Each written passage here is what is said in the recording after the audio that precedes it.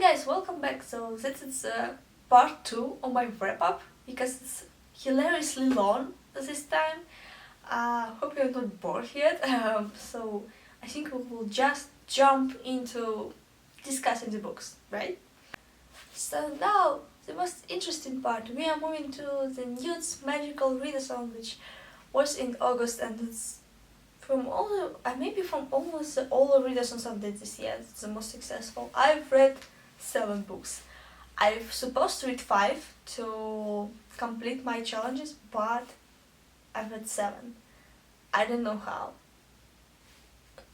The only thing that if you watched my TBR for news, you may see that I was changing some books. That just happened. At the end I was switching books because they just didn't fit in my time. Sometimes I was switching books because I was not interested, and blah blah blah. I think in that case we will go through the challenges. So arithmancy. I think I was supposed to read like 2 books in this category, but I read 3. So for A, I need to read a book with which ends on an even page number. It was a challenge. I read All Systems Red by Martha Wells. I'm still quite confused. Is the main character like had no gender, or it's like more feminine or masculine? Because when I was reading the book, I was always associating the main character with a woman. It's like a cyborg. I don't know why. It's super weird. But I love this book. I wanna read the whole series now. I think it's 4 books in total. I just love it. The main character, this cyborg, is like super cool. And the scene that the cyborg is kind of more afraid of humans than humans are afraid of it, because it doesn't know how to deal with humans outside its program. It was cool. It was one moment kind of predictable plot, I would say, because I was reading and said like, hey, I know what will happen next. Like I know, and I guessed correctly, but even though it didn't like made a negative experience for me, but if you don't get it, again, this is sci-fi. The main character is cyborg, and it's meant to be kind of bodyguard, so it's not like super military, but it's got weapons, all that stuff. And cyborgs in this world, made the cloned from the human parts, and they have also the robotic electronic parts. So for example, when they see and feel, they have standard human feelings, but they also get a lot of the information from these robotic parts. And this specific cyborg had an issue when the software is really crappy, and overall the company which supply the cyborgs and also the different program and databases provides really crappy things, really cheap for them to produce, but really crappy. And this cyborg had an issue with its software, which it bugged, and the cyborg killed all the people it's supposed to bodyguard. So after that it was kind of repaired, software reinstalled and working again, but the cyborg was remembering and understanding it, and it hacked its own systems to prevent this to happen. But it didn't show it, so it works like normal. And in the book it happens to be in a kinda planet expedition, so they investigating the new planet. It would be good for living on it, or it would be good for finding some like metals or something like that.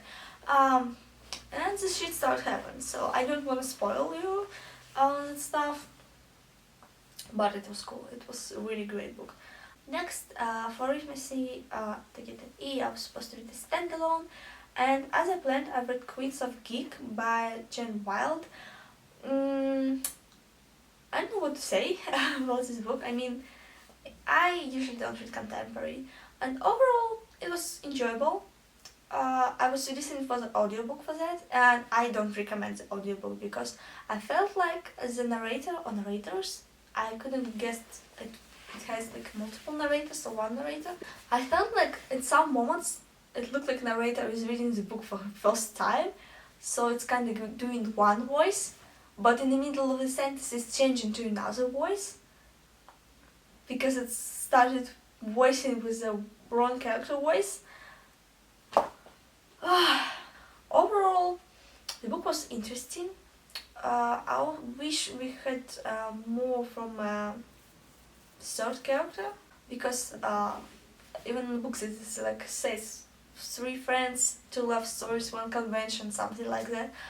But we read the book only from 2 perspectives of 2 main female characters, and their male friend is like kinda free attachment, and we see him only from his dialogues from 2 other main characters, and we see his feeling to one of those characters only from her perspective, how she sees his kinda love, his love interests, and I didn't like it. If you like put in three main characters and you're promising is a story about 3 main characters, maybe you will write from the point of view of 3 main characters. Maybe it made the third character quite flat for me, because you kind of barely see him from the point of view of other people.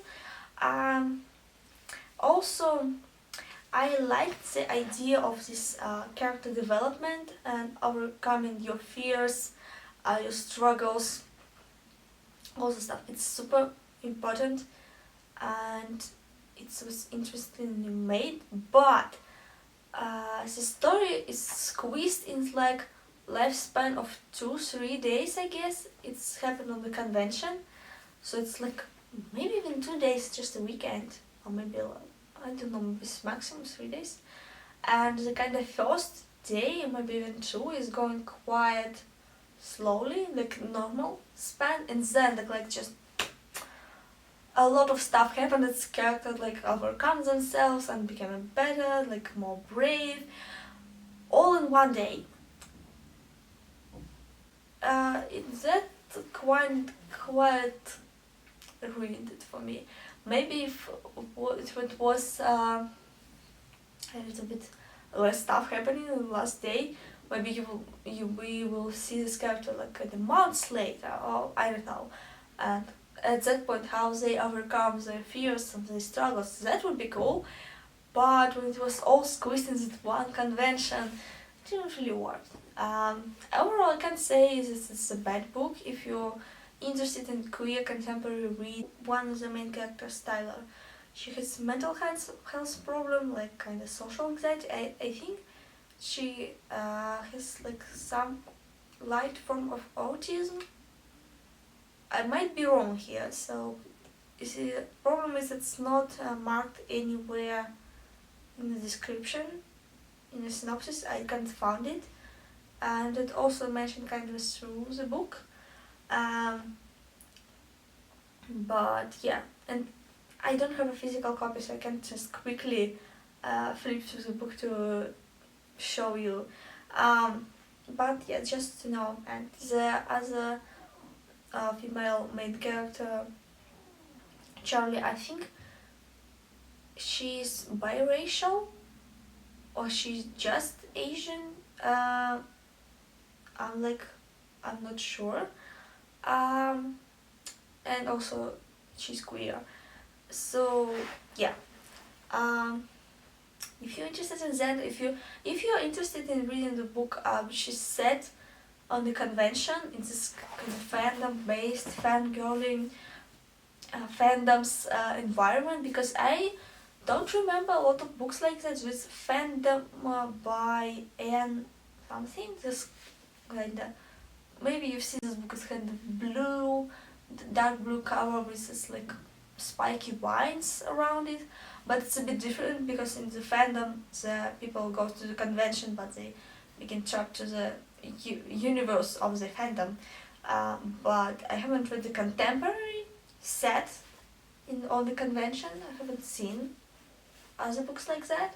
So if it's interested you might try to read it, but don't expect it to be something super amazing. Then for the outstanding, I need to read a book larger than 350 pages.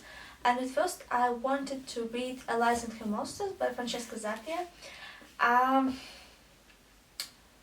I've read a couple of reviews, and because of that I was a little bit nervous about reading this book, and because I knew that I would probably consider the romantic relationship in this book super abusive, and I knew that it might be triggering. But I was interested to read about a character who is an artist, who is making a comic, and Line comics. But maybe the problem was that I was listening to the audiobook, and usually I'm not really good with audiobooks. But at some point I got myself in the thought that I don't care what's happening. It's kind of background noise, and I completely don't care, not about the characters, not about the plot, so I left it. Instead, I've counted for the challenge another book I've just started to read. I think I've actually started it like a little bit before August, but I haven't read a lot, so I still counted it for the challenge. And it's a book with unpronounceable English title, Connecticut, Yankee and King Arthur's Court, by Mark Twain. So before I read only 2 books by him, about Tom Sawyer and Geek, I guess. So yeah, it was interesting. I not like 100% sure, but I think it's one of the first time travel books actually. And I don't even care in that case. It's more like fantasy element, because the main character just appeared in the past, just randomly traveled to the time. But give me time travel, it will probably read it. I love this story. I super love it. So yeah, I've read it. I super enjoyed it. The narration has this quite specific kind of humor, which maybe not all the people will love, but I super enjoyed it. Also, the specific editions have really cool illustrations. I don't know if that took it from the kind of original book or something, but I just loved reading it and looking at it. Yeah, I think its illustration was took from original Mark Twain books, so you'll probably find it in the different editions as well, but yeah, I like it. I really liked it. So for charms, I need to get an A and read the book with a gorgeous cover. I was going to read Three-Body Problem by Cixin. Here it is. And I've started it. Maybe you can see my bookmark, but I read 48 pages from kind of 460, something like that.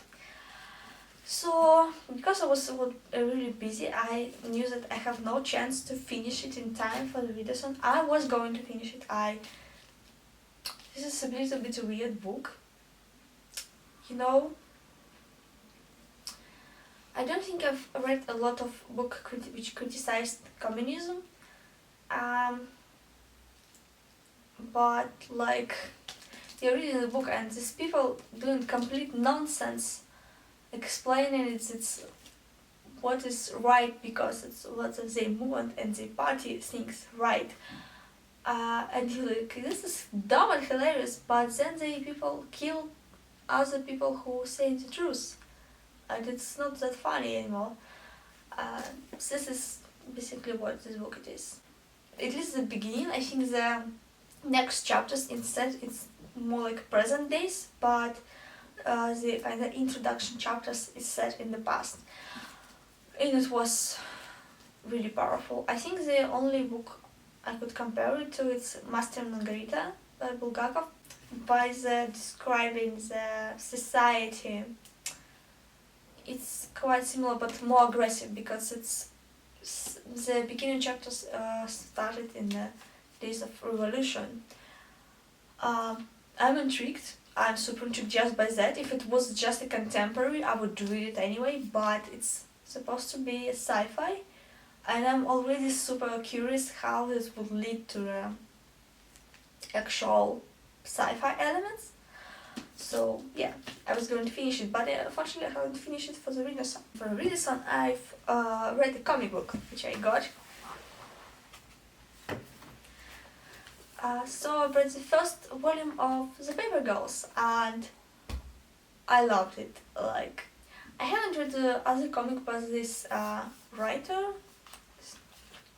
who makes the scenarios for the comics, because it's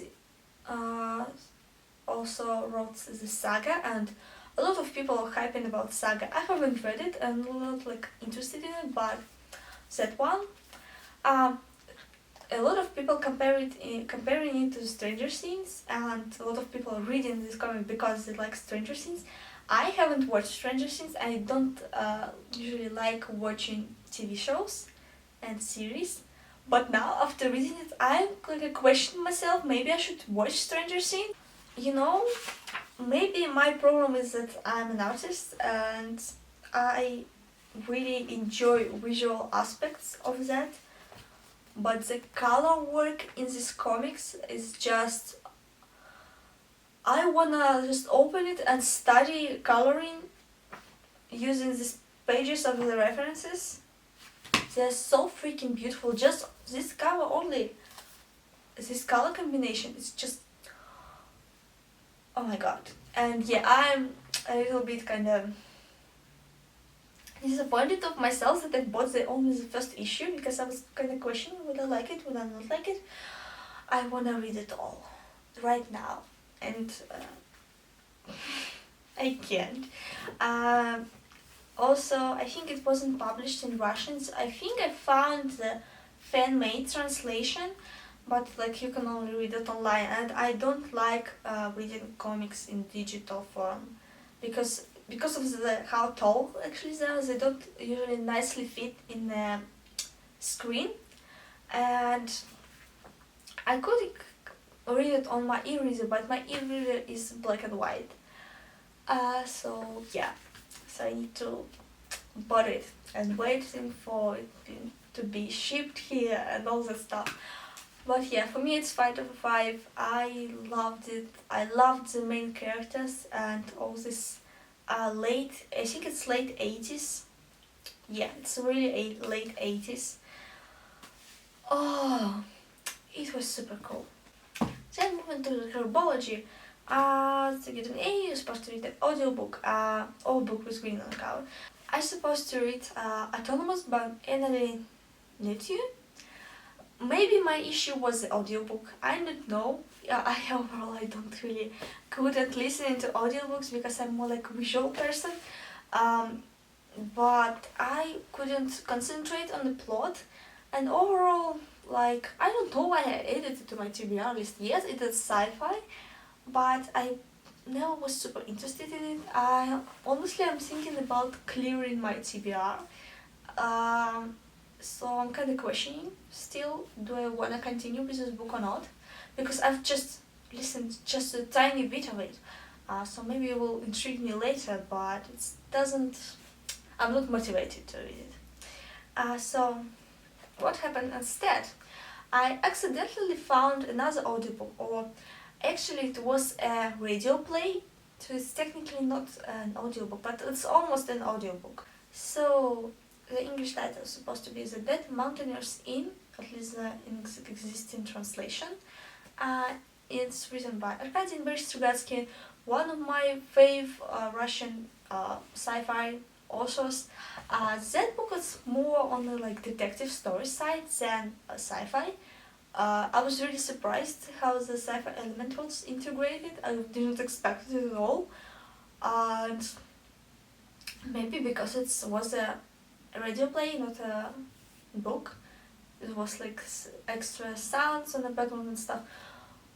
I was super invested in listening to it, and I think I've listened to it in 1 or 2 days.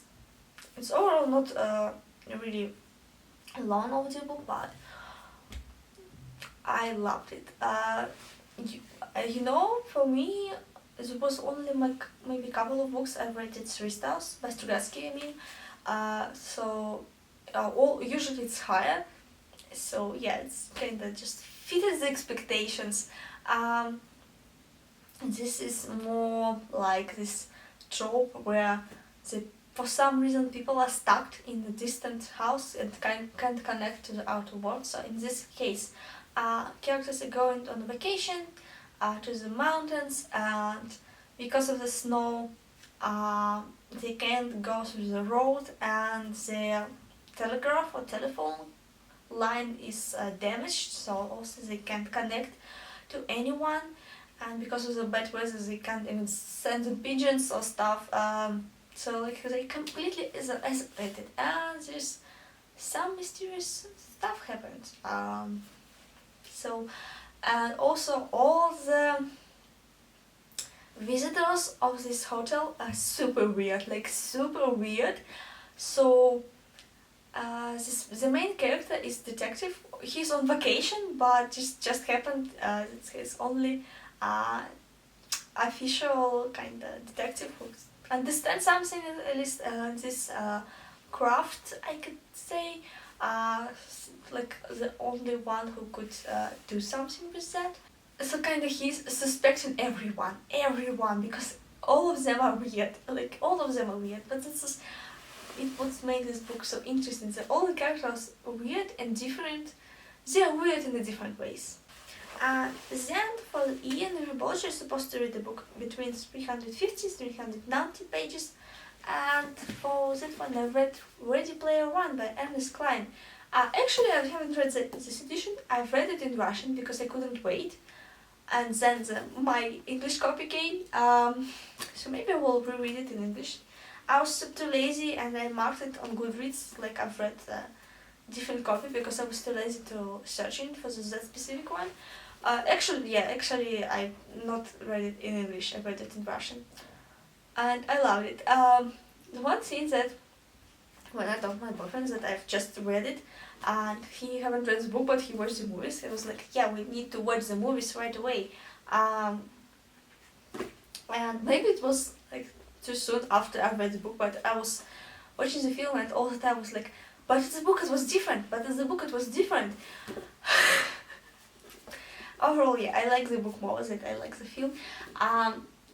The character design in the movie was interesting. It was different from the original, but yeah, it was interesting. The visual aspect was interesting. Some of the challenges to find the keys, I think almost all of the challenges they made, it was their own. There was some similarities, but I feel like most of them was different. I really like the dancing with the zombies moment. But yeah, overall I think I like the challenges in the book more. I'm not that super huge 80s fan, but it still was interesting to read. Also, I think the one move that film made, so one change was logical. That's why I'm kind of questioning that decision, and I love the book more, but I don't wanna, it would be spoiling, so yeah, I don't wanna talk quite a lot about it. Also, I don't really like the move with Saranta having his password written on a piece of paper in his office, because from a book he seemed to me a really dangerous but also really smart man, and this moment in the film makes him a little bit not that smart. And also, yeah, this company has the whole zoology section of the people who are expert in 90s culture, but the moment in the film when they are telling this surrender exactly what to say, to kind of get to know the main character better and like all the stuff. It wasn't in the book, so at least it wasn't written, and it also made the main character, the main villain, let's say, looked less dangerous and less smart, and not like that great of a villain, I would say. So yeah, I would recommend to read the book. If you maybe even if you like the film, I would recommend to like the book because you will like it even more. If you didn't like the film, maybe still try to read the book because I think the book was better. So yeah, let's move on. And for herbology, book with a flower on the cover, I've read the Honeybee by Trista, I think that's the author's name. It's a poetry book. At first I was planning to read it for the different challenge, but it just happened. So it's quite a short poetry book, and I don't know what to say. Like overall, I can't say that I don't like poetry. There is really cool poetry, and I've tried to write poetry myself for a little bit, but I still have quite a hard relationship with poetry because there is some poems I super like, but then there is some stuff it just doesn't click with me, and for the most part this book was something which just don't click with me. I don't even know what to say about it. It has some interesting moments, some stuff I've enjoyed. Yeah, some of the poems was really touching, and metaphors was really interesting. So I can't say I don't like this book, but oh my god, I think I rated it 3 stars, but overall it was average. I can't like now, like after I've read it, was a couple of weeks maybe. I don't remember any of these cool metaphors or what actually touched me in some of the poems. So maybe it wasn't the best book to start with the modern English language poetry, but yeah. So that's it guys, thank you very much for watching. I'll see you in the next video. Bye.